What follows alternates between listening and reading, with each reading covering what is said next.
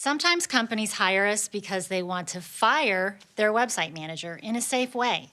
They might be dealing with a person who's controlling, territorial, or even threatening. I wish I could say this is a rare occurrence, but it's not. Immaturity and unprofessionalism are a real problem in my industry. Here's what you do.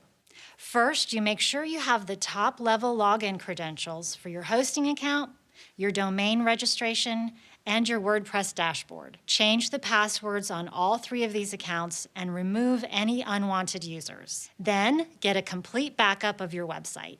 Store your backup either on your computer or in a separate file storage like Google Drive or Dropbox. If you take these steps, then you can safely terminate your relationship with your website manager. If you have any difficulties, hire someone you trust to help you with this process. Your website is too important to risk losing.